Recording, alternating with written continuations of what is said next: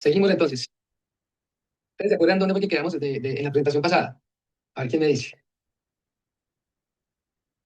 A ver quién me dice. ¿Dónde fue que quedamos, muchachos? No, pues los En traté el muy párrafo feo. uno, en el párrafo uno, doctor. Ya, no, general, listo, Ahí listo. quedamos, sí. Y Listo, después listo. ya. Listo. Entonces, ahí yo me acuerdo que ya habíamos terminado esa parte, ya había comentado yo que esa es una idea general. Eh, y pues básicamente me había contado yo que, de hecho había contado yo que me había equivocado aquí en estas partes, que tiene que ser evitar definiciones de diccionario, evitar citas ornamentales y evitar describir absolutamente todo el campo. Eso, digamos, es un tema que hay que evitar. Estas tres cosas van en negativo, ahí me equivoqué. Entonces, recuerden que estamos hablando del enfoque del funnel approach o el tipo de enfoque embudo, que va desde lo más general hacia lo más específico. Entonces, ¿qué les sirve a ustedes de esta parte cuando estén leyendo los documentos? Les sirve a ustedes saber que, bueno, ok, primero como yo estoy en primer año de doctorado y estoy leyendo documentos y todos los documentos que yo leo me parecen buenos, o los leo y no los entiendo, o esa es otra cosa. Bueno, y otra cosa que no les han comentado, resulta que yo, yo creo que yo tengo una enfermedad en este momento y es que yo me he aislado mucho, me he alejado mucho de la literatura científica académica en español. Me he alejado mucho de eso. Entonces, todo lo que les estoy contando puede que no aplique en lo absoluto cuando ustedes lean un documento académico escrito en español. Puede que no aplique y la verdad no tengo ni idea. Y ustedes me preguntan, Jason, ¿usted qué opina de eso de manera personal? Yo les digo de manera personal que a mí no me importa. ¿Por qué? Porque es que desafortunadamente el escenario, digamos, donde ocurre el desafío, la verdadera tensión de la literatura científica relevante es en inglés. Es ahí donde ocurre el debate. Y es mi percepción personal. Yo espero que de pronto con eso no hiera los sentimientos de nadie, sin querer decir que, digamos, la literatura en español no sirva, no, eso no es lo que estoy diciendo, sino que ciertamente sigue, tal vez seguirá otros enfoques, tal vez citará a otros autores. Y ver muy gracias, les quiero dar un ejemplo en ese sentido. En marzo de este año, tuve la oportunidad de visitar Colombia de la mano de un proyecto, es decir, tuve la oportunidad de visitar mi país desde aquí, bueno, yo me la paso entre Bélgica y Holanda, yo vivo en Bélgica, pero yo trabajo en Holanda, y les cuento que ya me presentaron dos señores, entonces uno era de apellido, pongámosle por decir algo, Calderón, y el otro era de apellido, digámoslo, Rodríguez, y entonces me los presentaron allá, doctor Roncancio, le presento a las dos eminencias de la administración y de los negocios en la literatura académica colombiana. Y entonces yo los vi a ellos, y, no, y los tipos pues muy duros, muy tesos, muy capos, como dicen ustedes allá en Bolivia, y me puse a ver yo el Google Scholar de ellos y con un factor, con un índice H por allá en las nubes, una cantidad de publicaciones académicas impresionante, todas en español. Y entonces yo me puse a pensar, ok, listo. Si estos señores son tan relevantes en la literatura académica, ¿por qué un señor en Australia, o un señor en China, o un señor en Pekín, o no sé, en Japón, o en Holanda, por qué no lo cita? ¿Cuál es el problema? Entonces, si ven, mientras que digamos, si alguien en China cita algo relevante, importante, o crea algún tipo de documento, crea una contribución intelectual relevante, que esté de alguna manera solucionando un buen vacío de conocimiento en toda la literatura científica relevante, pues alguien que esté en Brasil, que hable inglés y que conozca la literatura en inglés, pues va a tener que citar a esa persona si quiere que su estudio gane relevancia. Entonces, no sé si entiendo, si me hago entender en el punto. Por eso, digamos, soy muy específico en que este funnel approach, lo que les estoy contando, aplica para literatura que esté escrita en inglés. Y no tengo ni idea de cómo sea en español. Y obviamente, pues mi trabajo, mis actividades diarias me han obligado a que yo, digamos, esté más bien solo enfocado a leer literatura en inglés. Pero obviamente, pues, bueno, el tema en español, pues no es algo que nosotros abordemos por acá. Bueno, entonces, funnel approach. Ya vamos aquí en el primer tema, que en la primera parte, que es el campo amplio, el fenómeno, relevancia y contexto general, y nos vamos yendo hacia abajo de manera más específica. Entonces, ya en el párrafo 2, el problema es más específico, ya viene ahí un tema de lógica retórica, donde el segundo párrafo estrecha el foco. Entonces ya no se habla de todo el campo, sino que se habla del debate o la relación específica que el paper aborda. Entonces, básicamente ahí la revisión de literatura debe sintetizar, pero no debe listar autores. Entonces, ¿qué significa eso? Eso significa, digamos, que ahí ya se debe especificar la conversación en la que está entrando el estudio. Eso es muy importante. La conversación en la que está entrando el estudio. Entonces, por ejemplo, ¿cuál es el tema de investigación, por ejemplo, de Ricardo? Ricardo, Ricardo Díaz. ¿Cuál es el tema de investigación tuyo? Permeabilidad del ecosistema de innovación. ¿Cómo, perdón? Permeabilidad en los Permeabilidad. ecosistemas de innovación. Ecosistemas de innovación. Ujú, Qué sí. interesante. ¿Y a qué te refieres con permeabilidad? Que por definición los ecosistemas de innovación se definen abiertos, pero llevo 3 intentos de poder ingresar por alguno de los elementos al ecosistema de innovación y me encuentro que no he podido. Desde conversar con alguien para ingresar, mandar correos, preguntar. Entonces me di cuenta que la gente se jacta, por lo menos en Chile, de que hay ecosistemas de innovación, pero no son permeables, tienen barreras de entrada. ya sea por networking, ya sea que, no sé, en eso estoy, por eso quiero entrar por ahí. Y permeabilidad es como un constructo, como penetro un ecosistema de innovación, pero quiero agregarle la perspectiva desde un emprendedor. Entonces, estoy en eso. Ese es mi tema. Hasta ahora. Ok, muy interesante. Muy interesante, muy interesante. Me parece que tiene, sin conocer la literatura de ecosistemas de innovación, porque es que en ese sentido también hay como diferentes niveles de ecosistema. Entonces está el ecosistema de emprendimiento, entonces está el ecosistema de negocios y está el ecosistema de innovación. Y entonces la literatura todavía no se pone de acuerdo en cuál es cuál y en dónde termina uno y comienza el otro. Entonces, digamos, el tema de la frontera es algo importante para ese tipo de ecosistemas, para ese tipo de literatura. Entonces, digamos, definir o tratar de entender en dónde es que termina un ecosistema y comienza el otro es muy importante. Porque, por ejemplo, con el tema de ecosistemas de emprendimiento, entonces llega un momento en el que ya los emprendimientos ya no son emprendimientos, sino que se convierten en negocios, entonces ya no son un ecosistema de emprendimiento, sino un ecosistema de negocios. Y entonces, cuando el ecosistema de negocios comienza a innovar para poder, digamos, diversificar en su portafolio de servicios, de productos, etcétera, etcétera, y para ser más competitivo, para escalar, bla, bla, bla, bla, bla, entonces ya es un ecosistema de innovación. Entonces, se vuelve muy interesante el tema de la permeabilidad, me parece muy interesante. Me parece que es un poquito complejo el abordaje del estudio porque estamos hablando de que un ecosistema de innovación está mayoritariamente constituido por instituciones, por empresas, por organismos. Entonces, estamos hablando de que es la permeabilidad de quién? De un individuo que está en el nivel más bajo, hablando en temas de niveles, ¿cierto? Nivel individual, nivel institucional, nivel gubernamental, a eso me refiero. Pero antes del gubernamental está a nivel ecosistémico. Entonces, estamos hablando de que un individuo quiere permear o entrar o penetrar a un ecosistema que está constituido por instituciones. Entonces, digamos, ahí ya de entrada hay una lógica interesante de cómo es que vas a abordar eso. Vas a entrar como una empresa o como un emprendedor, como una persona natural o como una institución o como una persona jurídica. Es importante ahí esa distinción. Pero bueno, entonces, supongamos, volviendo al tema del párrafo 2, el tema es que a mí me apasiona tanto lo que hablamos del tema de innovación y emprendimiento, que entonces hay muchos ejemplos para explicar cualquier cosa, entonces me cuelgo de una cosa, entonces ya luego se van 15 minutos hablando de eso, entonces bueno, en fin. Pero yo creo que antes esto es bueno, entonces esto es bueno. Entonces, bueno, el tema de la permeabilidad, entonces estamos hablando de que entonces comienza Ricardo hablando en el primer párrafo diciendo, no, es que los ecosistemas de innovación se caracterizan por se supone que son abiertos, y ecosistemas abiertos significa X, Y, Z, W, donde son permeables, accesibles, de acuerdo al autor que dice, No obstante, cuando se trata de una persona tratando de acceder al capital humano o a las oportunidades, digamos, en las que fluyen dentro de este tipo de ecosistemas, pues entonces se presenta un problema de permeabilidad. Eh, Cuando, digamos, eso se hace en el primer párrafo, queda muy rápido, y entonces realmente como que, ve, mira, pasó de ecosistema de innovación a permeabilidad tan rápido, entonces como que no existe el puente. Entonces el párrafo 2 es importante porque explica realmente la tensión. Entonces la tensión, digamos, podría venir desde el punto de vista del documento de Ricardo, podría venir desde qué pasa normalmente cuando es una persona, cuando es una institución o una empresa, una persona jurídica, la que quiere ingresar a este tipo de ecosistemas, no se sabe si es más fácil o es más difícil porque la literatura no ha explicado eso. Ahora, vamos a otro nivel. ¿Qué pasa si una persona natural quiere acceder a este tipo de ecosistemas? ¿Se puede acceder o no? Y ahí ya hay una tensión, pero se explicó como por un tobogán un poquito, se explicó un poquito ahí la tensión y se conectó con el pasivo de conocimiento. Entonces ya se empieza como se habla desde el ecosistema como tal vez se pueden explicar los diferentes tipos de ecosistemas, se llega al ecosistema de innovación, se explica la tensión y luego se explica el tema de la permeabilidad. Entonces ahí vamos en el párrafo 2. Entonces, por eso es importante acá, aquí en esta parte, a ver, cómo es la cosa, porque no puedo ver las herramientas. Raro, no puedo ver las herramientas. A ver si yo hago esto. Ah, ok, aquí puedo escribir. Bueno, entonces por eso aquí es importante la pregunta del lector. O sea, la posición cuando se está leyendo es cuál es exactamente el problema que este documento quiere resolver. Entonces, ¿cuál es el problema que realmente Ricardo quiere resolver? El problema es que quiere indagar por qué por qué no se puede entrar al ecosistema de innovación. Es por qué es impermeable, es por qué una persona no puede ingresar allí o por qué un emprendedor no puede ingresar allí, o es para todo el mundo, y si ingresa porque eso es importante, y si no ingresa porque eso es importante. Entonces, incluso en algo que aparentemente parece tan específico como lo que acabo de describir Ricardo, nos quedamos cortos en la especificidad. Todavía no se sabe exactamente cuál es el problema que Ricardo quiere resolver. ¿Sí me hago entender? Entonces, hay una clave también con esto, muchachos, señores y señoras, con el tema de ser un doctorado, es que jamás se tomen una crítica a lo que ustedes están construyendo, jamás se la tomen personal. Jamás digan, mira este calvo con las que salió, sabiendo que eso es mi investigación, y yo he leído 500 papers del tema, y este calvo, mira, me dice que no está claro. Pilas, no se tomen esto personal. Porque si ustedes lo toman personal, ya van con la cabeza caliente donde el supervisor y allá van perdiendo el año, ahí ya van perdiendo. Y ustedes lo único que van a recibir de estos 3 años o 4, ¿cuánto les dura el doctorado? 3 años. Lo único que van a recibir de estos 3 años es palo venteado, palo venteado. Van a recibir críticas, todo lo que ustedes esperan. Nunca van a recibir ustedes un comentario supervisor donde diga, venga, Andrés Alfredo Tinajero, esa tesis suya sí es de verdad una maravilla. Nunca les van a decir eso, jamás se lo dicen. Si se los dicen, tal vez no leyeron el documento.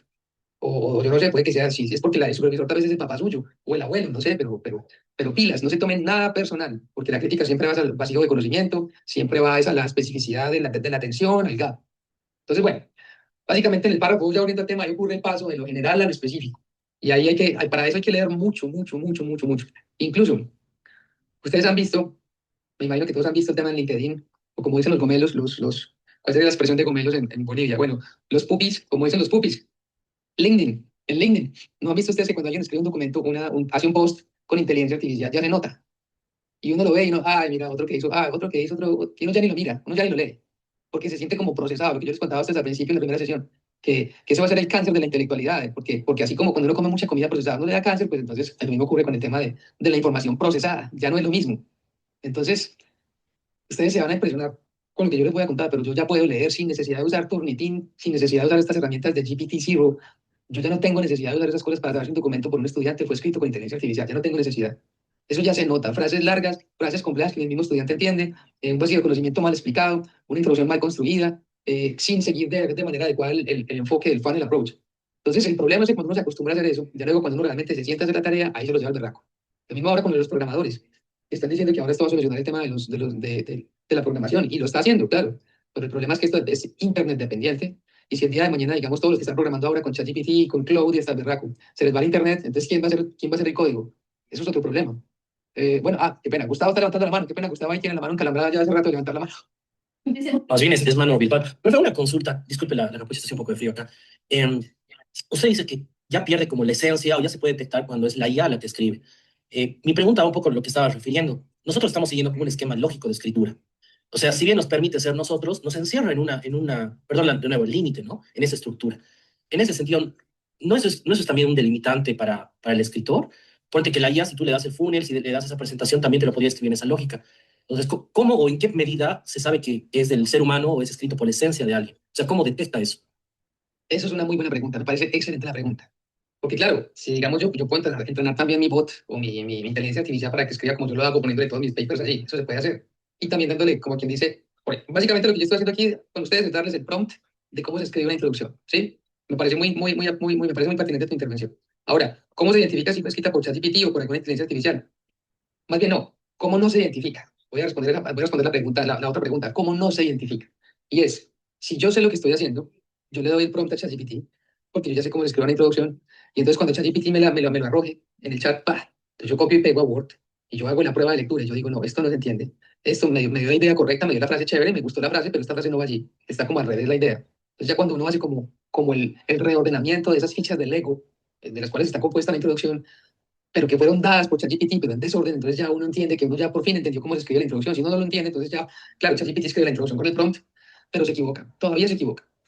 Incluso la versión Pro, a mí me pagan en la universidad, me pagan la versión Pro, y realmente lo único que tiene es más tokens, pero no escribe mejor, no es que tenga tres postdoctorados más, no funciona así. Pero, Entonces, profe, ¿qué pasa si el escritor, digamos, primerizo, comete esos errores de estructuración lógica? Porque la mayoría somos o estadistas o peritos, pero este arte de la escritura, a veces ese orden lógico de las ideas no nos enseñan en todas las universidades o en la educación en la que estamos, por ejemplo, y ese error podría ser humano. sí, entiendo, pero hay unas frases largas.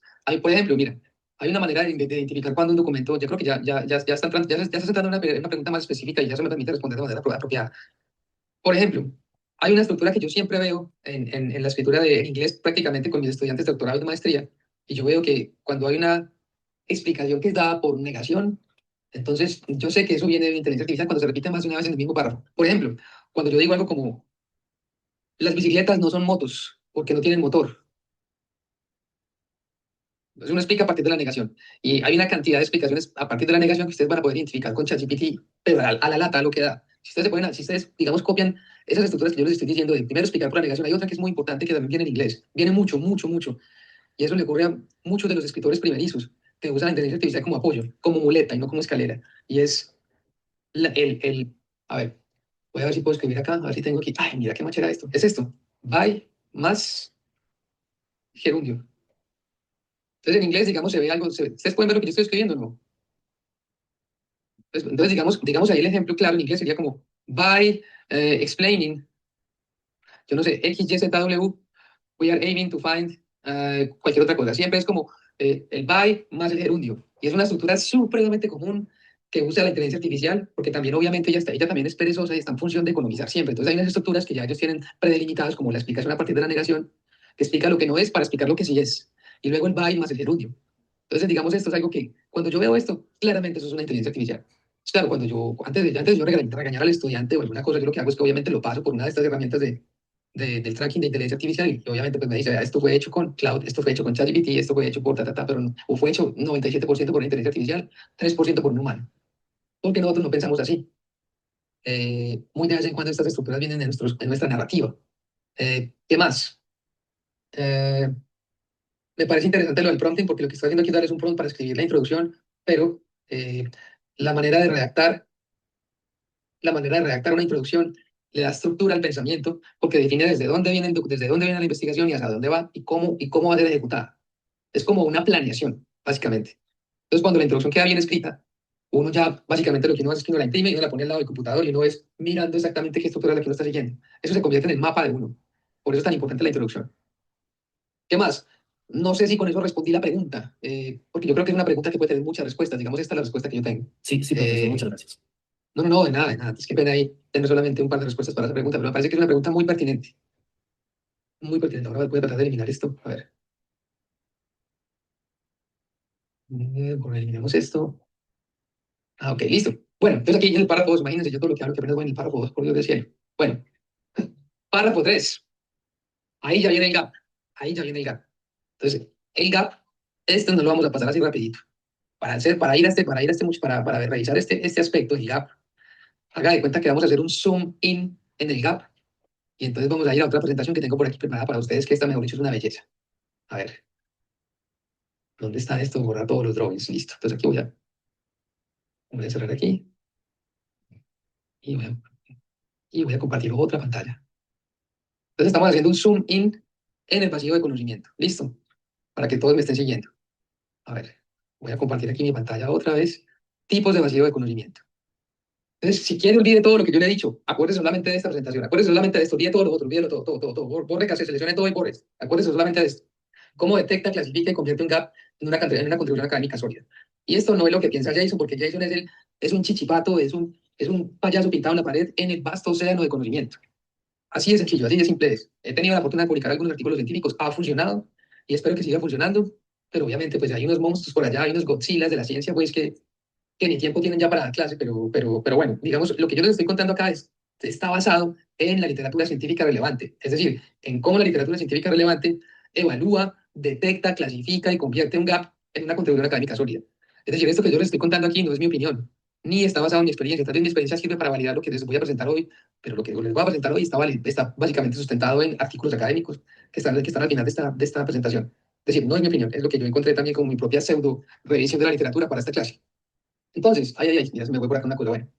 Entonces, a ver, ¿qué es un vacío de conocimiento? Ya sabíamos, es una definición operativa, es una tensión, una limitación, una inconsistencia, una ausencia que es significativa del conocimiento existente que justifica una investigación.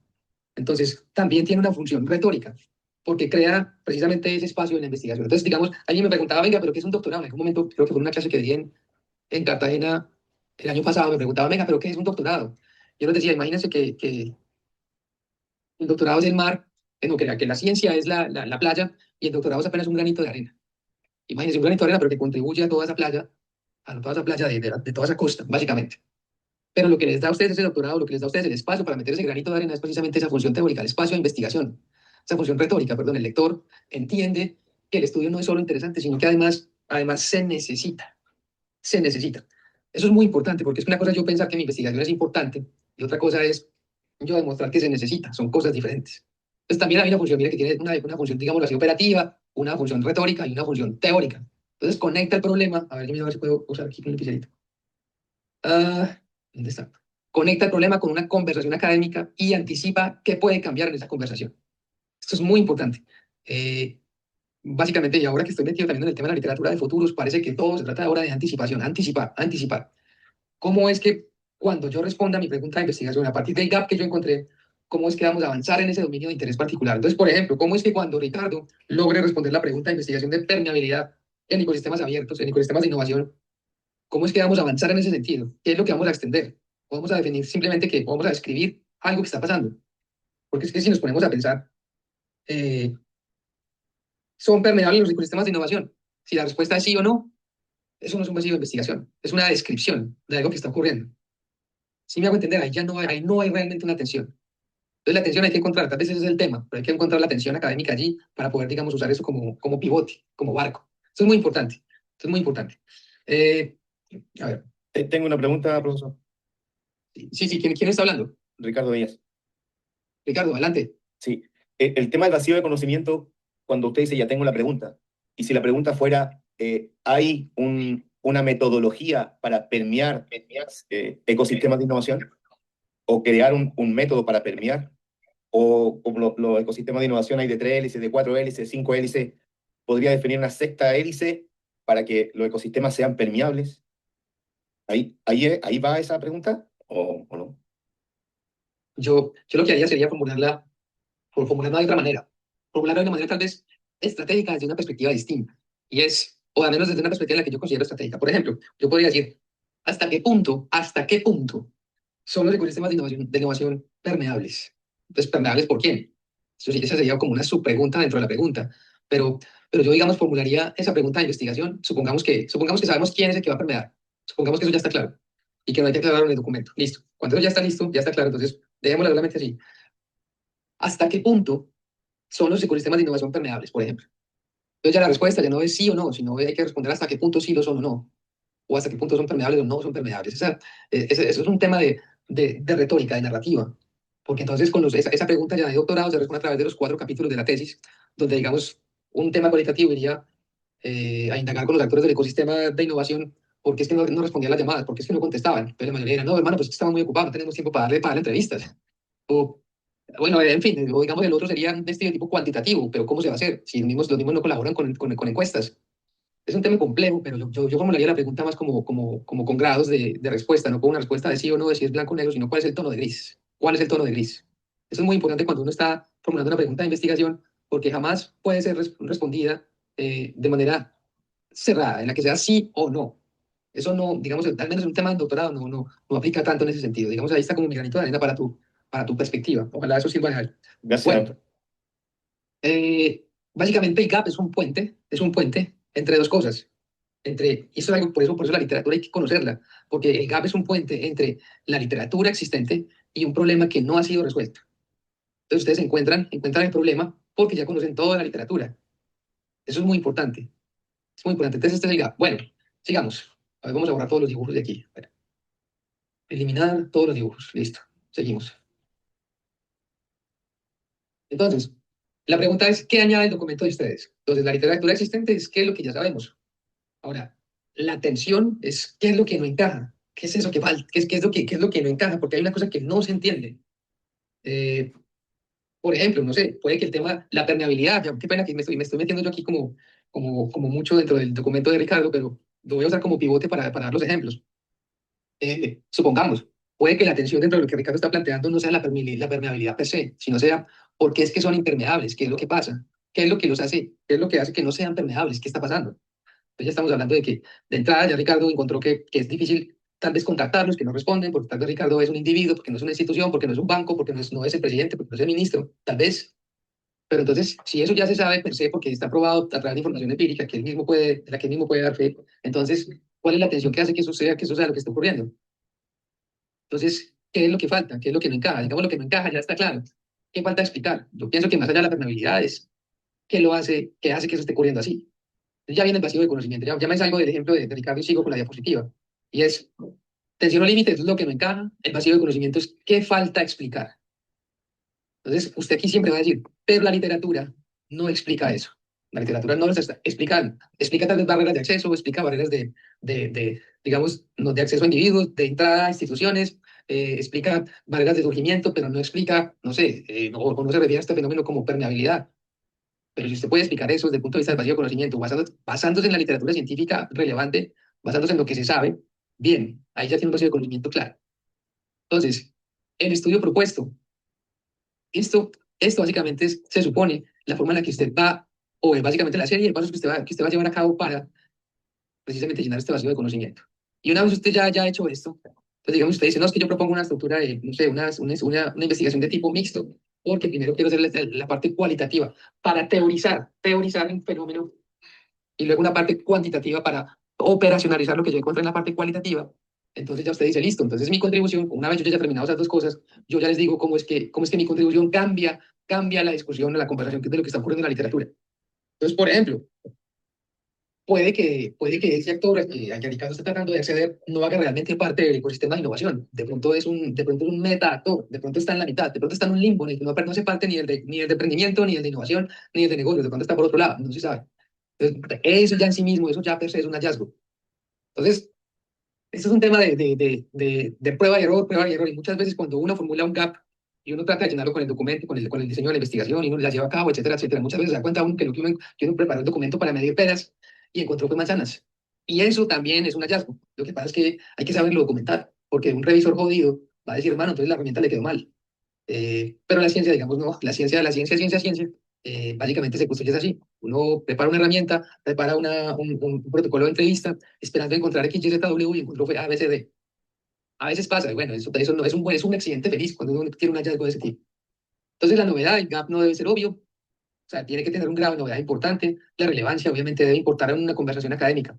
Para esto, miren, les cuento una cosa, la persona que se inventó el título de esta sesión conmigo, yo no sé en qué estaba pensando, yo no sé quién fue este tipo o esta tipa, esta señora o el señor, pero me parece que fue muy estratégico que hayan diseñado un curso que se llame específicamente así, lectura de papers académicos y gestión de redes internacionales. Me parece fantástico que se hayan inventado una cosa específicamente para esto, porque con este gap aquí, a ver, yo cambio de colorcito, a ver si se puede cambiar de colorcito.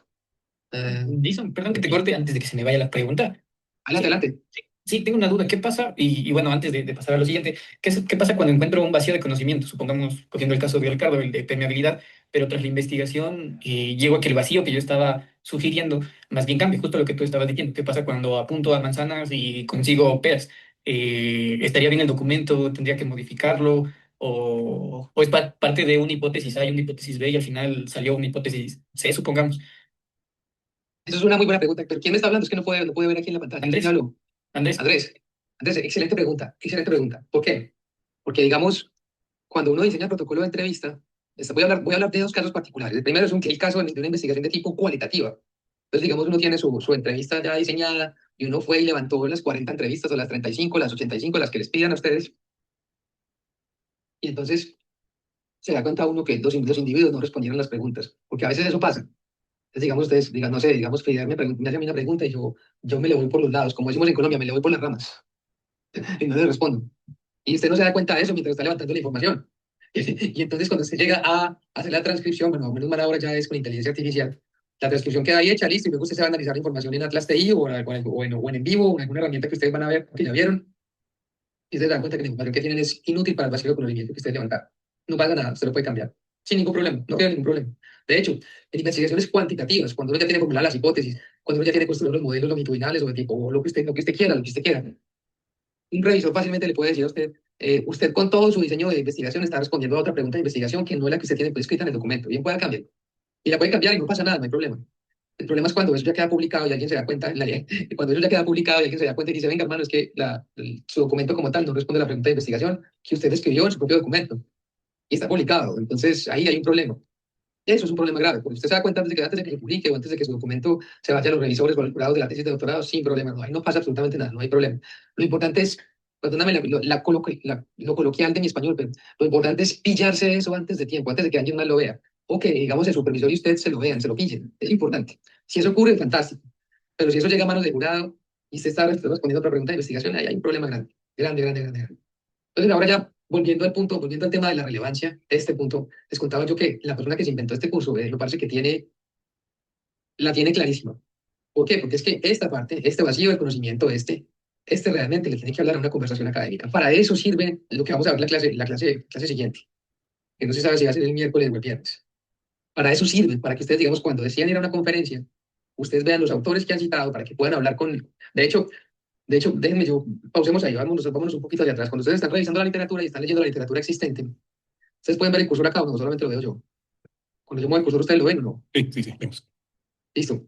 Cuando ustedes están trabajando con la literatura académica existente, ustedes empiezan a ver títulos y nombres de personas que se repiten una y otra vez. Entonces ustedes empiezan a ver que cuando alguien habla de, no sé, de la quíntuple hélice de la innovación, entonces se ve Karajanis, de la triple hélice se ve Escovitz, y se repite, y ustedes descargan papers de este tipo, y el tipo es el que habla del tema, y si se repite, y este tipo va a ciertas conferencias, y ustedes allá pueden hablar con el hombre, y ustedes se pueden tomar un café con él, si él obviamente acepta. Y en esos cafés, es en ese momento donde se pueden tener unas conversaciones muy claves, donde un tipo de esos, a ese nivel, le puede decir a uno, vea, el siguiente tema grande, no sé, el isoedro, creo que isoedro sería 20 partes, creo. Isoedro hélice de la innovación. Entonces tiene uno que están todos, hay 20 actores de la innovación ahí que son los que componen el ecosistema de innovación, supongamos que ese sea el caso. Pero si un tipo de esto le dice a uno a ese nivel eso, en esa conversación académica, literal, ahí hay una conversación académica, pero es ese tipo que conoce cuál es la conversación y cuál es la tensión en toda la literatura científica y le dice a uno, el siguiente gran tema está cosa. Fantástico porque se va uno para la casa, se vuelve uno para Bolivia juicioso y hace la tarea y publica algo en el tema. Entonces ya uno es el siguiente, ya uno es el duro en otro tema. Otra forma es que también uno asista a las sesiones en una conferencia y se da cuenta uno más o menos a simple vista cuáles son los papers de los que la gente más está hablando, de la gente habla de innovación, habla de futuros, habla de X, Y, Z, W, y ahí se da cuenta uno de en qué va la conversación. Pues por eso esos escenarios internacionales, esa gestión de redes internacionales es muy importante, es demasiado importante. Eh, chévere que el tema de la gestión de redes internacionales esté incluida en el curso, me parece fantástico. Bueno, la trazabilidad o tractabilidad debe poder investigarse con el diseño propuesto también, o sea, con este diseño, con el diseño aquí de la investigación. La contribución debe cambiar una idea o una relación o un método o tal vez una explicación, también le puede cambiar, puede complementar una práctica. Realmente un gap fuerte es el inicio de una promesa intelectual. Entonces, por ejemplo, a ver, alguien en algún momento dijo, no, es que hay universidades que también pueden generar, empresas, entonces las universidades, ¿cómo las llamamos? Entonces alguien dijo, no, llamemos las universidades emprendedoras. Entonces llamaron a las universidades emprendedoras, aquellas que estaban generando empresas spin-offs en el contexto de la universidad. ¿Y con qué estaban generando las empresas spin-off? Con resultados de investigación. Entonces significaba que los académicos involucrados en la creación de empresas en el contexto de la universidad, con resultados de investigación, estas personas eran llamados emprendedores académicos. Entonces, digamos, solamente ese titulito, eso le abrió la puerta al multiverso de otro tipo de literatura, porque entonces ya hay academic entrepreneurship, y eso es otro tema de emprendimiento. Entonces ya hay universidades emprendedoras, y eso es otro tema de emprendimiento. Entonces ya hay spin-offs, entonces ya es otro tema de emprendimiento. Y entonces ya hay transferencia de tecnología, entonces eso es otro tema de emprendimiento. Y entonces, ¿qué? Relaciones de universidad, empresa, Estado, sociedad, entonces eso es otro tema eso es otro tema de conocimiento. Si me hago entender, entonces realmente cuando se tiene un gap fuerte, es el comienzo de una nueva promesa intelectual. Es muy importante. Entonces, no sé, puede ser que el día de mañana, voy a poner el ejemplo, puede ser que el día de mañana, por ejemplo, con el documento de Ricardo, el tema de permeabilidad en los ecosistemas de innovación, puede que sea la gran nueva promesa intelectual. Puede que, de hecho, ese sea un gran problema. Ahora no lo vemos así, pero puede que realmente ese sea un problema, el tema de que tal vez el hecho de que esos ecosistemas sean impermeables, eso realmente dificulta que haya un flujo de información, tal vez, entre los actores de innovación y los que apenas quieren comenzar. Quién sabe, puede que eso sea la próxima, the next big thing, la siguiente gran cosa. Entonces, chévere. Sí, Sí, Marco Antonio te habla. Tengo una pregunta. Una buena parte de nosotros y en general quienes probablemente hacen un programa doctoral en Latinoamérica encuentran en sus realidades temas que no han sido abordados por, digamos, la investigación occidental o de los países de primer mundo, ¿no? Entonces, ahí tengo dos preguntas. Primero, ese gap que uno podría justamente encontrar, pongo el ejemplo, en el tema de emprendimiento, es muy raro encontrar algún paper, y particularmente he tenido justamente dificultades en encontrar una literatura, digamos, abundante, como en otros temas que las hay, sobre emprendimientos por necesidad o emprendimientos de subsistencia. Y mi conclusión es que naturalmente, como también lo muestran otros estudios en los países del primer mundo, prácticamente no existe el emprendimiento por necesidad y por lo tanto eso no genera una atención por parte de los investigadores. Pero sí en nuestros países, más bien es al revés, por una serie de condicionamientos económicos, etcétera, prolifera el emprendimiento por necesidad y ahí entonces existe un amplio campo de preguntas de investigación. Entonces, el gap que uno encontraría en estas 5, esencialmente cuadros que tú ponías, se aplicaría más a que ese gap de lo que se va a investigar en una temática muy inherente a una realidad como la nuestra, va a ir por el lado de la literatura existente, ahí encontrar, digamos, que se puede aportar, o cómo tú dirías, ese tipo de investigación sobre realidades específicas estarían más vinculadas a cuál de las preguntas que añade un posible paper. Muy buena pregunta, excelente pregunta. De hecho, yo en ese tema particular conozco varias literaturas que hablan del mismo fenómeno de diferentes definiciones, tal vez, con diferentes títulos, y en diferentes realidades. Entonces, digamos, uno es base de la pirámide, emprendimiento base de la pirámide, otro es necessity entrepreneurship y otro es informal entrepreneurship. Entonces, digamos, estas tres literaturas son como, hay como solapamientos entre las tres. Sí hay literatura, claro, hay literatura del norte global, pero ellos usan datos del sur global para eso. Hace un mes estuve en Suiza precisamente con una chica, bueno, digo chica pues porque yo ya tengo 40 años, pero tal vez ella tenga, no sé, 39, no sé. Pero ella está trabajando con el tema de Informal Entrepreneurship y publicó un muy buen paper en uno de los mejores journals de emprendimiento. Bueno, eso pues como contexto. Contexto más bien de la literatura, que sí, efectivamente hay muy poco de eso, en eso estamos de acuerdo. Eh, yo creo que la respuesta a esa pregunta está voy a adelantarme un poquitín, a ver si me puedo adelantar un poquitín, voy a adelantarme un poquitín. La respuesta a esa pregunta está hecha por el tipo de vacío de conocimiento. Se puede responder a la pregunta que me acabas de hacer con alguno de estos tipos de vacío de conocimiento. Entonces, por ejemplo, hay vacío de conocimiento empírico donde falta evidencia, contextual donde falta contexto, teórico donde tal vez falta un lente teórico para analizar cierto fenómeno, un mecanismo donde falta una explicación a algo que está ocurriendo, de cómo está ocurriendo eso. Hay contradicciones, hay metodológicos, hay de condiciones de frontera, hay de medición, hay prácticos. Entonces, yo creo que más allá de la realidad, de hecho vamos a entrar en materia. Entonces, digamos, cuando es un vacío de conocimiento de tipo empírico, más bien contextual, que creo que es la pregunta. Entonces, cuando falta un escenario, ¿cierto? Población o condición, este gap aparece cuando la literatura se concentra en ciertos lugares, sectores, organizaciones, poblaciones o momentos y deja otros contextos con baja comprensión analítica. Entonces, aquí cuál es el punto, y por eso lo puse aquí en esta cajita, el criterio, el contexto debe modificar la explicación, más no solo ampliar la muestra. Entonces, en este sentido, sí hay poco en la literatura en temas de informal entrepreneurship, porque hay contextos que no cuentan con ello. Por ejemplo, voy a poner una analogía, que es, digamos, el tema de mi expertise. Cuando hablamos de universidades emprendedoras, pues es que es muy fácil en los Estados Unidos que haya una universidad emprendedora, porque estamos hablando de que una universidad allí tiene no sé cuántas patentes al mes. Ellos pueden contar número de patentes aceptadas al mes. Imagínense eso, al mes. En cambio, Colombia, por ejemplo, Colombia tuvo en total algo así como 291 en los últimos 3 años, por Dios. 291 patentes. Esa es la producción de la Universidad de Texas A&M en menos de un año, por Dios. O sea, es algo que no es ni comparable. Entonces, cuando uno se pone a ver eso, cuando las universidades en los Estados Unidos producen esas patentes a esa velocidad y con esa calidad, pum, pum, pum, pum, pum, entonces ellos tienen que transferir a ciertas tecnologías a la industria o a la sociedad. Y para hacerlo, crear unos agentes dentro de la misma universidad que son conocidos como oficinas de transferencia de tecnología. Pero una sola oficina de transferencia de tecnología no es capaz de manejar todo ese volumen de patentes. Y lo que hacen es que hay ya incluso oficinas de transferencia de tecnología especializadas y hay diferentes, y hay muchas incluso en una sola universidad. Entonces hay una que es oficina de transferencia de tecnología en biotecnología, oficina de transferencia de tecnología en tecnologías digitales, oficina de transferencia de tecnología en temas de metamecánica, etcétera, etcétera. Imagínense lo grande que es el tema. Entonces, claro, con esa materia prima es muy fácil que una universidad diga, vamos a crear una empresa con estos resultados de investigación, porque es que el corazón de una empresa altamente innovativa, con alto potencial de crecimiento es la propiedad intelectual. Entonces lo hacen y crean una empresa con eso, y esa empresa es una empresa spin-off, entonces el académico que se inventó la patente es el que gerencia la empresa, entonces ahí ya hay un montón de cosas. Cuando uno se va a estudiar eso en Colombia, primero, duro encontrar la patente. Cuando uno la encuentra, duro encontrar el académico que la hizo, porque seguramente fue un grupo, seguramente fue el grupo Nutresa, o es el grupo de los que, bueno, no sé, un grupo gigante de unos conglomerados donde la patente no le pertenece a la universidad, entonces fue que solamente usaron los laboratorios, entonces hay un montón de tensiones aquí que es difícil explicar. Entonces lo que yo hice en ese sentido fue explicar las tensiones, explicar por qué, digamos, cierta literatura, o nosotros ni siquiera podíamos acuñar el término de emprendedor académico en un contexto como el colombiano, pues porque pues, sencillamente ese fenómeno no se da. Y si se da muy esporádicamente, uno que otro por allí crea su empresa, pero lo hace bajo condiciones muy específicas. Entonces, finalmente yo logré explicar por qué al académico en Colombia no le interesa participar de ese tipo de actividades, porque no hay ningún incentivo adicional. En los Estados Unidos sí lo hay. Si uno como académico crea una empresa con resultados de investigación, entonces uno tiene derecho a unos incentivos por ser emprendedor, donde tiene también un porcentaje de las ganancias de la empresa, más lo que uno recibe de la plata de la universidad, más los dividendos, yo no sé qué, más un paquete como, creo que ya lo dije, el incentivo. Entonces, digamos, ya haciendo la analogía completa al tema del necessity entrepreneurship, del emprendedor por necesidad, pues, digamos, en mi caso yo expliqué por qué ese fenómeno no se daba en un contexto como el colombiano, que no era ni siquiera un tema de falta de interés de ellos en crear la empresa, sino que sencillamente pues ni lo contemplan porque no se les paga un salario adicional si son empleados públicos. Y apenas en el año 2017 cambió el tema pues en Colombia. ¿Qué explicaría yo desde el punto de vista de necessity entrepreneurship?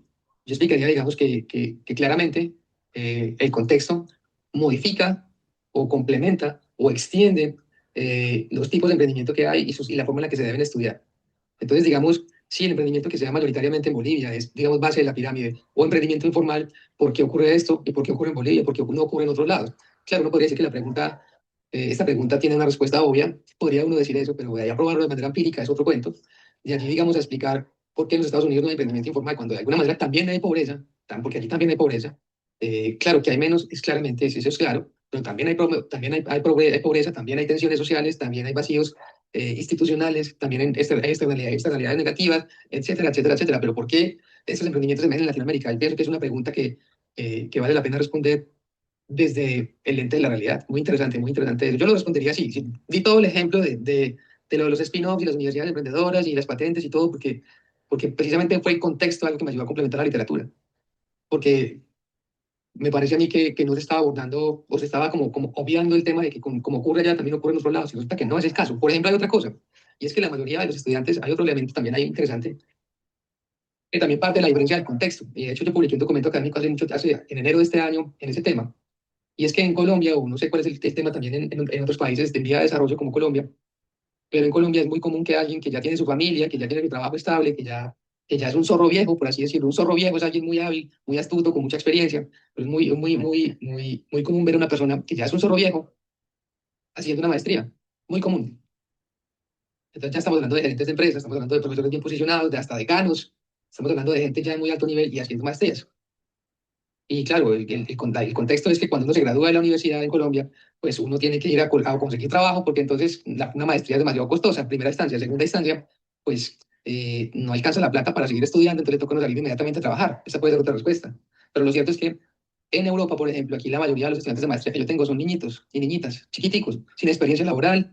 Entonces uno para explicarles un ejemplo tiene que darles uno todas las herramientas completas, y no es como cuando uno da una clase de maestría en Latinoamérica donde todos ya son maduros, todos ya tienen su familia, hay gente muy seria, muy enfocada, ya son adultos, ya tienen una cantidad de experiencia, los puntos, los ejemplos, todo es claro, es más fácil. Y resulta que, bueno, eso también es un tema contextual, porque también la mayoría de los estudiantes de doctorado en Europa, también la mayoría son más jóvenes. Entonces tienen más tiempo de hacer una carrera más larga, académicamente hablando, que naturalmente promete más en el largo plazo, porque tiene más tiempo de desarrollar un área de conocimiento en cierto tema, etcétera, etcétera. Entonces ahí ya, solamente por el contexto, ahí de ese sentido ya nos llevan ventaja, pues pensándolo desde esta perspectiva. Entonces yo creo que el vacío contextual, el vacío de conocimiento de tipo contextual es muy importante, es demasiado importante. Y yo creo que ¿cuál es tu nombre? Perdón, quien me preguntó lo de emprendimiento informal. Marco Antonio. Marco No, Antonio. Marco. Tu vacío de conocimiento no solamente es contextual, porque la literatura no es que tampoco se riegue en prosa hablando del tema de emprendimiento por necesidad, sino que es más bien limitada.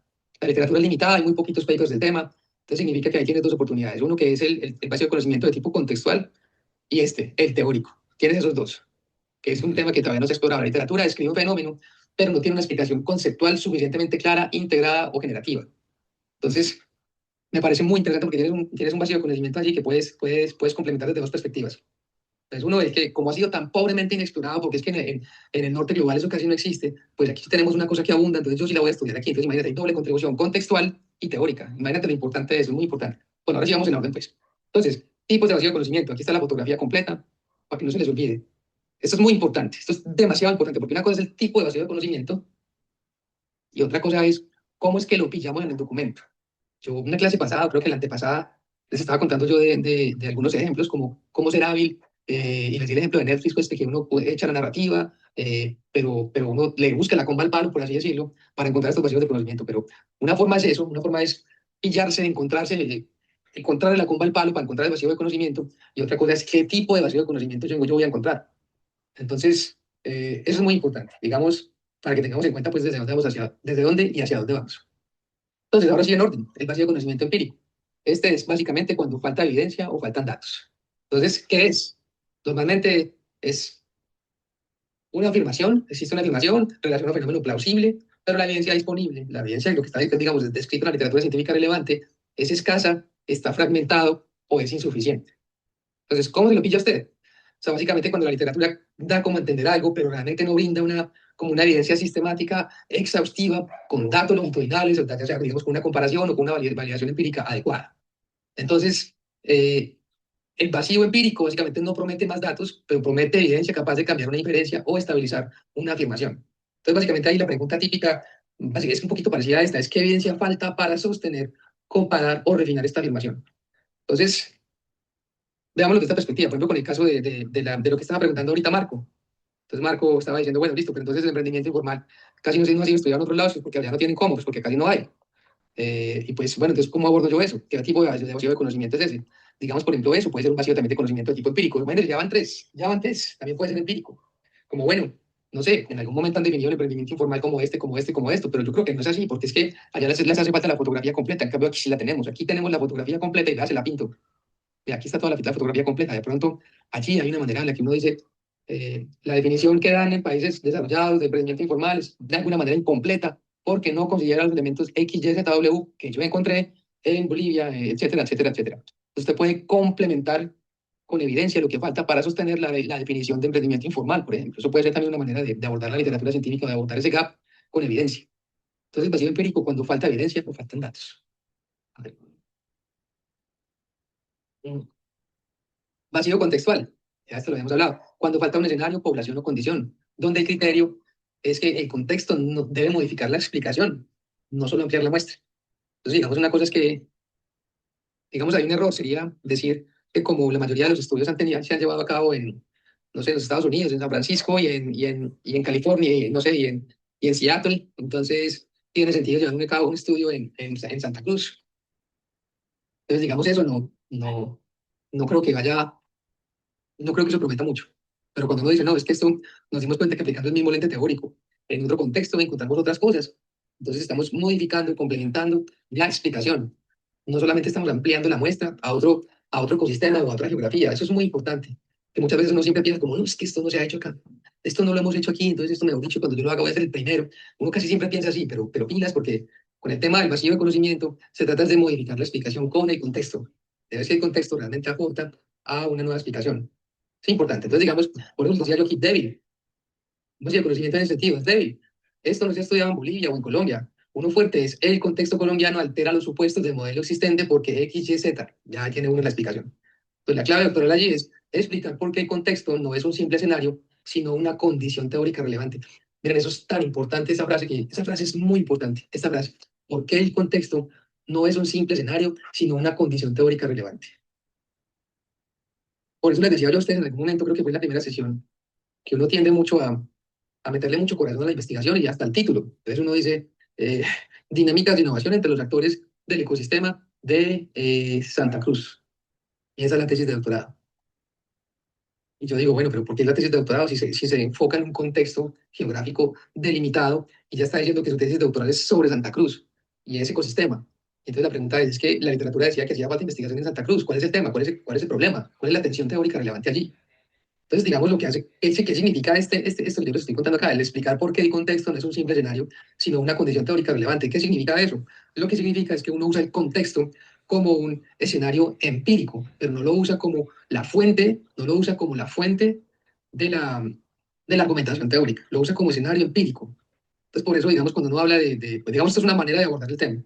Cuando uno habla, por ejemplo, de esas dinámicas de innovación de los actores del ecosistema, en San Pablo, por ejemplo, como les decía a ustedes, en el tema de la estructuración de la investigación, eso ya es un error, pero si uno dice, no, es que estoy hablando cuáles son las dinámicas de cooperación entre los actores de un ecosistema de innovación. Entonces, por allá la metodología uno dice, y para poder probar todo lo que yo estoy diciendo aquí en las hipótesis, entonces usamos como contexto empírico el caso de San Pablo. Ya eso es diferente, ya eso está ubicando su documento por allá arriba en el cielo y está ubicando el documento en un debate global de conocimiento y está diciendo, yo voy a extender la literatura académica relevante en temas de innovación, pero lo que voy a hacer es usar como contexto empírico San Pablo. Ya, así, así como alguien usó San Francisco, así como alguien usó por allá, no sé, Islandia, y sirvió. Y sirvió, digamos, esos documentos que tienden a ser tan regionales, y digo regionales no por el tamaño, sino por el enfoque, que hasta lo ponen en el título, eso es muy importante, pero para un gobierno, para un policy maker, para un hacedor de políticas, para alguien que esté en una posición donde pueda tomar decisiones, esos documentos sí son importantes porque son como pequeños resúmenes, como un reporte que ellos pueden usar para tomar decisiones, pero una tesis doctoral realmente no es eso. Espero que esa parte quede muy clara, porque esto les va a solucionar a ustedes muchos problemas. Porque si el día de mañana, por ejemplo, ahí me ponen de revisor ahí me ponen de jurado de la tesis de la tesis de alguno de ustedes, lo primero que yo voy a cuestionar va a ser el título. Y voy a decir, bueno, pero ¿por qué me pusieron ahí Bolivia en la tesis doctoral? Porque eso es importante. Porque no usarla bien como contexto empírico. Y ahí ya es va cambiando la relevancia del documento, al menos a nivel internacional. Bueno, un contexto se vuelve gap cuando desafía, extiende o recalibra lo que la teoría espera. Eso ya, digamos, ya está claro. Seguimos. El vacío teórico o conceptual. Básicamente eso es cuando falta un lente o una articulación conceptual. Entonces, ¿qué revela? La literatura describe un fenómeno, pero no tiene una explicación conceptual suficientemente clara, integrada o generativa. Y esto a su vez permite introducir, refinar, conectar, problematizar conceptos para que el fenómeno se entienda de otra manera, o por lo menos para que brinde diferentes perspectivas. ¿Cuál es el riesgo allí? Tal vez confundir usar otra teoría con contribuir.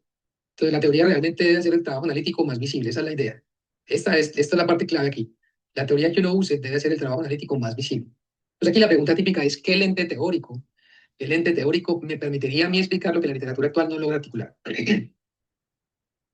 La verdad me gustó mucho el comentario de Marco por la expresión particular que él usó allí. Él usó realidades, realidades. ¿De dónde viene esa expresión, Marco? De la observación del fenómeno. Ok. Muy interesante, sería muy interesante ver, digamos, si eso hace parte de algún tipo de teoría, de lente teórico, de realidades. Eso me fascina ese nombre, realidades, realities. Y la Eso ontología, sería fantástico. ¿Perdón? y del propio concepto de ontología, ¿no? Estamos analizando algo, querer llegar ontológicamente a analizar qué es eso. Me parece muy interesante. Me parece muy interesante porque hasta donde yo tengo entendido no hay un lente teórico que se llame particularmente así, realidades. Porque eso ayudaría mucho a entender, digamos, si uno pudiese acuñar un término o no, si uno pudiese teorizar el fenómeno de realidades como tal. Entonces sería más fácil entender a partir de la diferencia no, sería más fácil, digamos, ver diferentes contextos a través del lente teórico de realidades y entender tal vez unos constructos que permita también disociar, reflexionar, comprender y avanzar otros lentes teóricos dependiendo del contexto empírico en el que se esté llevando a cabo una investigación. Uf, no, me parece fantástico eso. Esa parte de realidades per se, es una tesis doctoral. Me parece fantástico el tema. De verdad que me quedo pensando mucho, me quedo pensando mucho eso. Muy bacano, me parece chévere. Creo que Doctor, es digno de... Sí, adelante, le habla Juan Carlos Aldunate. Carlos. Estaba leyendo esta diapositiva sobre el vacío teórico conceptual y pensando también en el perfil de investigación que tengo. Creo que se adapta muy bien porque el problema de investigación, bueno, la caracterización en realidad del problema que he hecho es que se analiza el subempleo como una carencia o un estado que existe en el departamento bajo una teoría neoclásica, en este caso en Tarija, Bolivia, pero no se lo analiza también como una propia organización que permite complementar al sistema emprendedor que se tiene aquí, ¿no? Entonces, mi perfil, bueno, voy a explicar un poquito así, a grosso modo, tiene que ver con que el subempleo es una expresión de la pobreza multidimensional que se tiene en el departamento. Entonces, bajo esa premisa, se mira con un lente teórico desde un enfoque neoclásico que para desarrollar los sistemas emprendedores en la mayoría de países en Latinoamérica se debería seguir un enfoque de mayor inversión, por ejemplo, para resolver el tema del subempleo, ¿no? Pero no se mira que el subempleo también es una autoorganización. Ese fallo del sistema, que es considerado una teoría clásica, más bien sería una autoorganización precaria que permite, por una simbiosis, complementarse a los sistemas de emprendimiento, ¿no? Entonces, mi investigación plantea desarrollar o investigar justamente esta autoorganización precaria bajo un enfoque hologramático y ver cómo aporta a la conceptualización del subempleo, no como una falla del sistema, sino como un estado de autoorganización precaria, ¿no? Entonces, ahí hay un vacío teórico conceptual en las teorías que he podido investigar, porque todo se analiza bajo esta lógica que usted mencionaba, ¿no? Neoclásica, eurocéntrica, americanista, pero en los países latinoamericanos no se ve que, o se considera que todos los emprendedores tienen las condiciones básicas, por ejemplo, para desarrollar el emprendimiento, pero no se mira que están dentro de una situación de pobreza también multidimensional. Entonces, con mi investigación quiero focalizar el lente en que las condiciones no son las mismas en todas las partes del mundo. Entonces, también aquí tengo un gap contextual, como lo explicaba anteriormente. Y también me he adelantado un poquito con la diapositiva que usted ha mostrado de todos los gaps que puede haber. Entonces, he identificado 3 gaps en mi investigación, una teórica, el lente de la complejidad, una de contexto y también otra práctica, porque las instituciones en Tarija no tienen herramientas para poder proponer políticas públicas de abordaje de este tipo de problemas y todo se mira con un enfoque clásico, ¿no? De mayor inversión para resolver estos problemas, pero no tienen una mirada, por ejemplo, de utilizar algunas herramientas como un índice especial, digamos, que pueda producir esta investigación para proponer también políticas públicas que contribuyan a resolver el problema. Qué bien, muy interesante. Hay algo que a mí me gustaría proponerte como una idea, que me parece que creo que puede ser importante, y es que cuando uno tiene un gap, y yo creo que eso también le sirve a Marco y tal vez a la mayoría de ustedes, Ustedes tienen dos responsabilidades. Uno es encontrar un gap que les permita a ustedes crear la necesidad de la existencia de la tesis de doctorado de ustedes, que es la gap sombrilla, ¿cierto? Vacío de conocimiento sombrilla. Y entonces, el contenido en esta sombrilla, tenemos los otros gaps chiquiticos, que son los que, digamos, van a constituir o van a justificar la existencia de cada uno de los papers que ustedes tienen que publicar, que son dos. Listo. Pero son cuatro realmente los capítulos de la tesis de doctorado. Realmente, en realidad son seis, creo, hasta lo tengo entendido. No sé cómo es el caso allá en la universidad de ustedes, pero normalmente son seis capítulos. Uno que es la introducción y al final las conclusiones, esos son dos. Y los cuatro del centro, que son los cuatro papers, que son cuatro capítulos distintos. Pero de esos cuatro, ustedes tienen que publicar dos. Listo. Bueno, esa parte está clara. Cuando uno tiene un gap que cumple con una característica, digámoslo así, multidimensional, o tal vez que tiene una característica tan diversa como, por ejemplo, que un solo gap puede ser conceptual, puede ser empírico, puede ser contextual, metodológico, etcétera, etcétera, pues uno lo que tiene ahí, por cada uno de esos tipos de gaps, siendo el mismo, pero que cumple con diferentes características, pues con eso tiene uno, por cada gap tiene un paper. Es muy sencillo. Y ya lo que hace uno es que uno los pone los cuatro juntos. Entonces, no sé, eh, por ejemplo, me voy a ir al caso, creo que ya hablé mucho del tema de Marco, hablemos del caso de permeabilidad otra vez, supongamos. Si la permeabilidad ocurre solamente, ese fenómeno se presenta de esa manera, que es impermeable, ¿realmente solamente es allí en Chile? ¿O ocurre también en Bolivia? ¿O ocurre también en Colombia? ¿Cuál es la cosa? Entonces, digamos, ahí ya hay un paper con el mismo gap de permeabilidad, pero que lo hace contextual. Cuando uno dice, no, es que ¿será que la teoría de, no sé, de stakeholder management puede explicar por qué los ecosistemas de innovación no son permeables? Entonces, estamos hablando de un gap teórico. O sea, digamos, estamos hablando del gap, ¿cuál era el otro? El empírico. No, es que nadie ha llevado a cabo una investigación de este tipo en esos países, entonces yo lo voy a llevar a cabo también. Me hago entender, entonces ahí ya ustedes tienen, por cada uno de esos gaps, tienen diferentes papers, listo. Cuando ustedes ya tienen los gaps juntos, entonces ustedes lo que tienen que hacer es ponerlos todos junticos en un papel y usted se sienta un poquito lejos de donde lo tiene pegado en la pared y usted se pone a mirar los cuatro gaps y usted dice, ¿qué pregunta global podría yo formular de manera que esa pregunta encapsule e integre esos cuatro gaps míos? Y ahí tiene usted la tesis de doctorado. Ese es el vacío de conocimiento de la tesis de doctorado. Ya, y salió. El resto es que usted encuentra un autor que esté básicamente sugiriendo lo mismo que usted está sugiriendo con la pregunta grande de investigación que involucra las cuatro chiquiticas. Y ya, con eso tienen. Eso es como otra manera de encontrar la pompa al palo cuando estén formulando la pregunta de investigación grande de la tesis de doctorado. Así lo hice yo, así me funcionó, así me gradué. De pronto así también les puede funcionar a ustedes. Bueno, entonces, hay otro vacío de conocimiento también que es de mecanismo, que es cuando sabemos que algo ocurre, es básicamente cuando tenemos claro que algo está ocurriendo, pero no sabemos cómo. Entonces, importante. Entonces, digamos, el tema de la permeabilidad puede funcionar, el tema del subempleo. ¿Cuál es el mecanismo ahí que no está explicado? ¿Cierto? El tema ahí bueno, ¿qué es lo que realmente está ocurriendo allí que se está generando esa población que está bajo el subempleo? ¿Cuál es el mecanismo que nos está explicando? ¿Qué proceso, qué secuencia, qué práctica, qué decisiones? Si las decisiones, digamos, ocurren en qué niveles, si son, digamos, a nivel nacional, a nivel regional, a nivel individual, qué es lo que está ocurriendo. Porque también hay otra cosa, y es que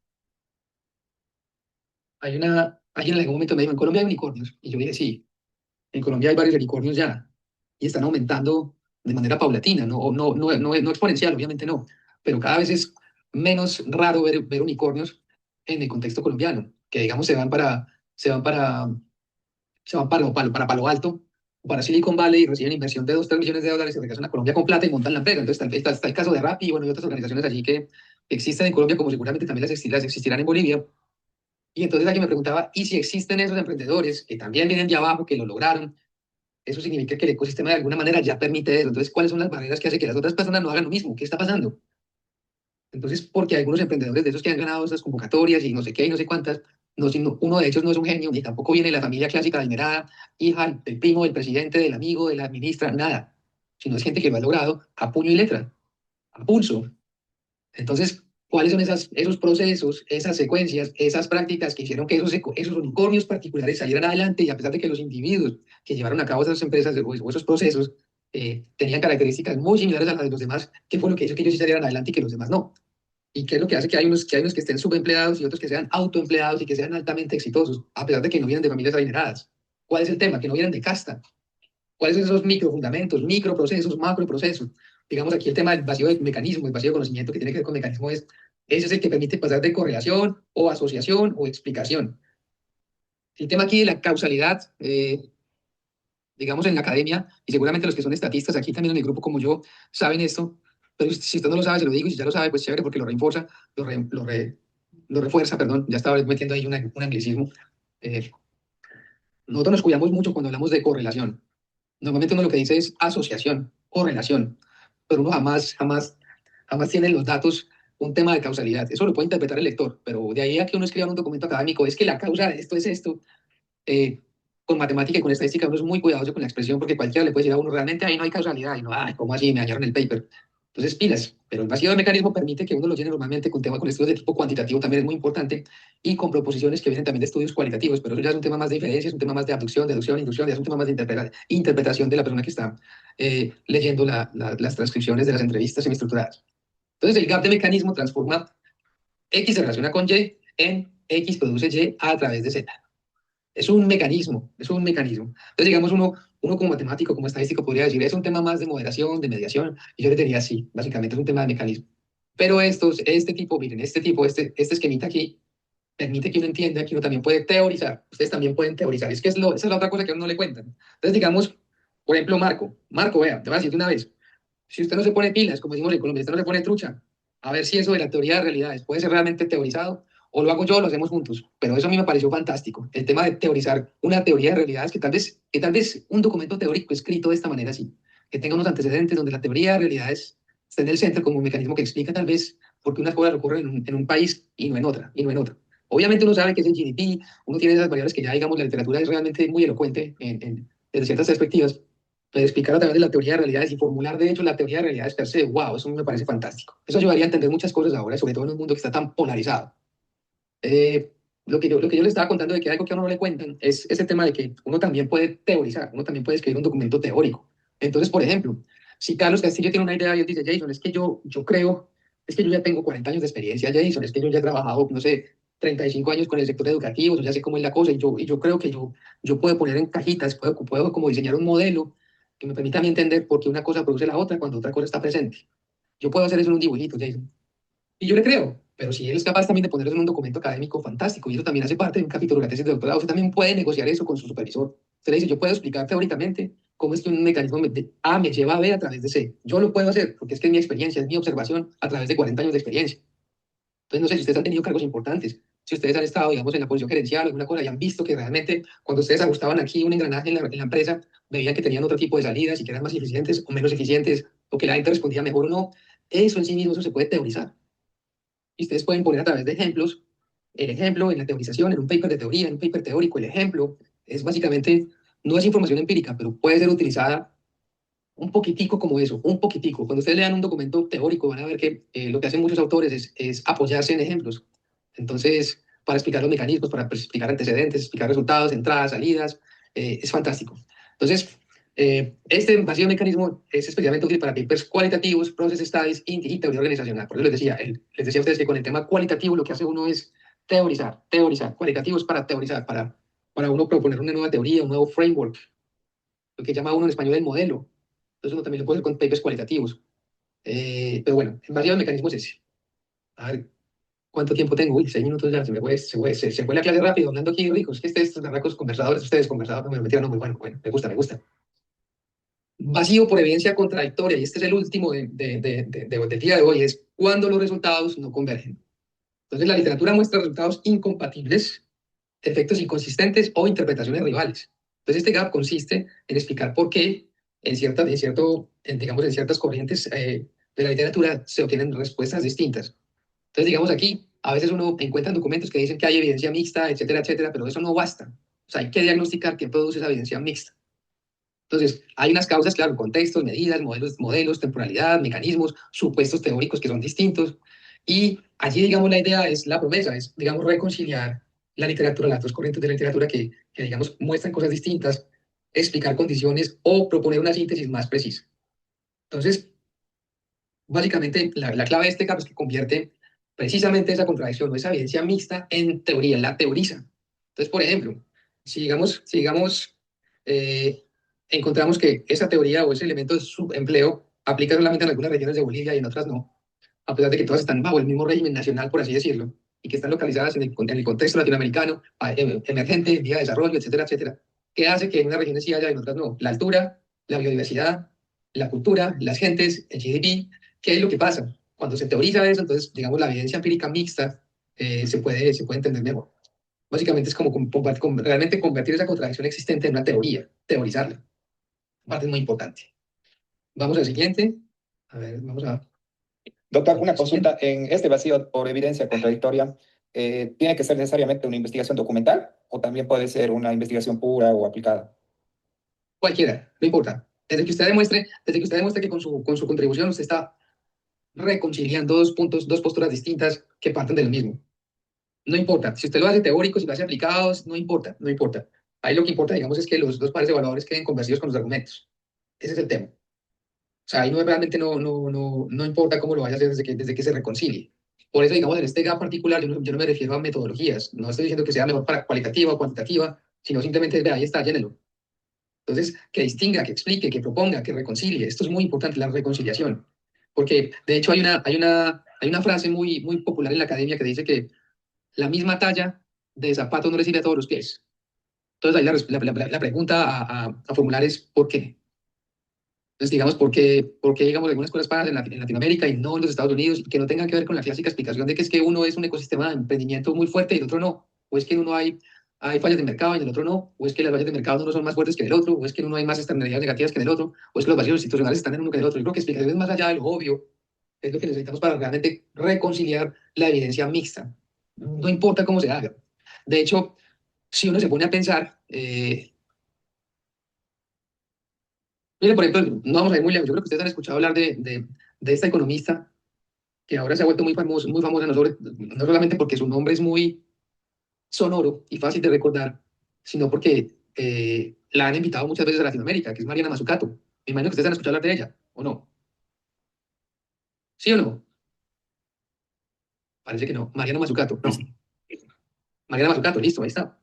Ese es en algún momento, miren lo importante, miren esto lo gracioso. Y digo gracioso porque es que hay algunas cosas que aparentemente son obvias, pero el problema es que algunas cosas son tan obvias que nadie las teoriza, pero el que las teoriza se vuelve el duro. Y entonces, por ejemplo, miren, Mariana Mazzucato, yo les contaba a ustedes el tema de lo del emprendimiento académico y lo del tema de la universidad emprendedora. Listo. Eso, digamos, como ejemplo para uno poder acuñar un término que luego el día de mañana se convierta en una promesa intelectual, una promesa académica. Es decir, la nueva puerta al multiverso de otras cosas. Listo, perfecto. Y resulta que Mariana Mazzucato digo, venga, pero es que si también hay universidades emprendedoras, también pueden haber estados emprendedores. Y yo me acuerdo yo leyendo ese libro del Estado Emprendedor, yo me ponía la mano en la frente y yo decía, ¿cómo no se me ocurrió a mí escribir este libro por Dios del cielo? Y era obvio, porque el tema es que, claro, si hay una universidad emprendedora, también puede haber un Estado emprendedor. De hecho, el Estado ya es emprendedor per se cuando el Estado invierte. Miren lo complicado que es el tema. Cuando el Estado invierte en universidades públicas y la universidad pública produce una patente, en teoría esa patente no le pertenece al investigador. Si el investigador produjo esa patente, estoy hablando en teoría, si el investigador produjo esa patente con dineros públicos, hay un porcentaje de esa patente que le pertenece a la universidad por naturalidad, digamos, por institucionalidad. Hay otra parte que le pertenece al investigador porque es el que tiene la propiedad intelectual, el que se la inventó, y hay otra parte que le debería pertenecer al Estado. Y entonces, ¿qué pasa cuando el investigador crea una empresa con esa patente? ¿Quién es el emprendedor? ¿La universidad? ¿Es el investigador o es el Estado? Cuando fue el Estado quien la financió. Mira lo importante. Entonces, ella está argumentando que de alguna manera también el Estado debería haberse beneficiado por las empresas que el mismo Estado ha ayudado a crear. Entonces, hay una cantidad de contradicciones por un lado y de cosas lógicas por otro, que, digamos, obviamente ella las expone de una manera muy inteligente. O sea, yo no la estoy criticando, no, ni más faltaba, estoy describiendo el libro. Y miren, teorizó una cosa que para mí, honestamente, me parecía obvia. De hecho, yo creo que si ustedes han trabajado en la academia, han sido directivos, eso es como que obvio. Claro, el Estado puede ser emprendedor, claro que sí, como no, claro, obviamente. Pero ella lo puso en un libro, lo teorizó, lo teorizó. Y me dice lo importante. Reconcilió, explicó condiciones, propuso una síntesis más precisa. Y ahora ya ella reconocida por el tema del Estado. Uy, venga, 2 minutos, se me fueron 2 minutos. Bueno, muchachos, señores y señoras, nos vemos cuando ustedes me digan, ya sea miércoles 27 o viernes 29, creo que sí quedó. A ver. 27 o 29. Ya ustedes votan con Ruth y me dicen qué día entonces nos vemos. Y entonces, de todas maneras, ya saben que seguimos la próxima clase. Voy a tratar de darla de 2 horas. Obviamente será de 2 horas la clase. Ya ustedes ven que yo no soy capaz de dar una clase de 1 hora. No soy capaz.